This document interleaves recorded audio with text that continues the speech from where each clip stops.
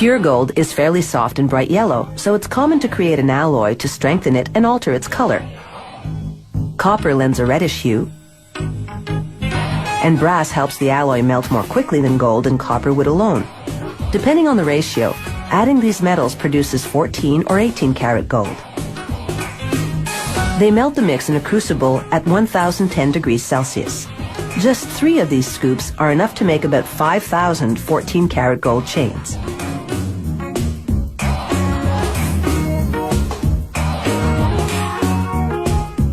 A worker pours the molten alloy into a casting machine. Water cools the metal to around 370 degrees Celsius, solidifying it. The metal passes through a round die, which shapes it into a golden rod that's nearly 2 meters long.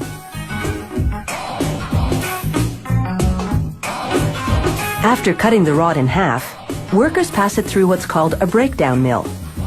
The machine reshapes the rod from round to square, so it'll be easier to stretch.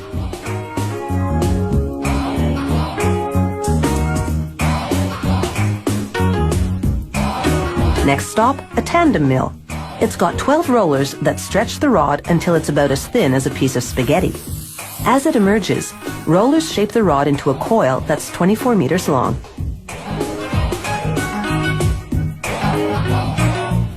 Workers soften the coiled metal in an oven. Then they uncoil and continue stretching what's now a wire by passing it through a die lined with industrial diamonds.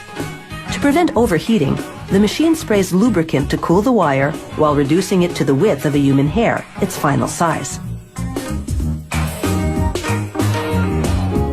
The wire then winds into a nearly 2,800-meter-long spool.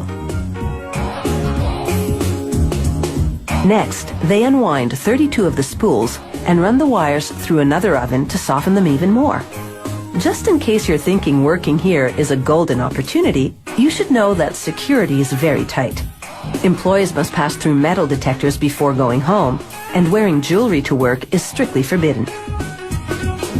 This machine makes what's called cable chain. It passes wire through a link and closes it to make another link. The machine makes 600 links per minute.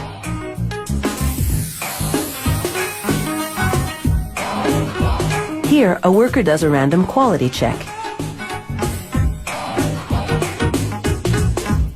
This machine makes a chain in what's called a Venetian style.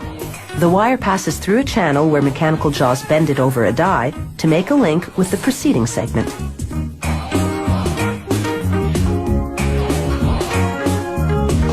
To make what's called a spider style, this machine passes a wire through up to 5 loops before closing the link.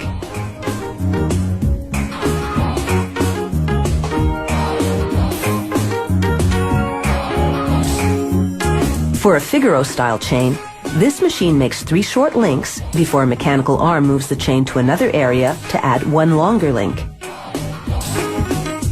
The arm then moves it back to add 3 more short links.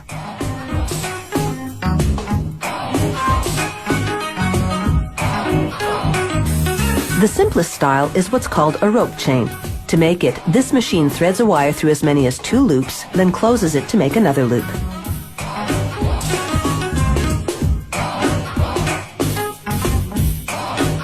They coat the finished chains with a lubricating powder that prevents the links from sticking to each other during the next step, when they heat the chains to 815 degrees Celsius. This activates a soldering agent added to the metals earlier. It fuses the ends of the links to each other. This machine welds a link to a clasp on the chain. A tag indicating the gold quality goes onto the clasp. Finally, the chains go through 4 chemical baths, which thoroughly clean them.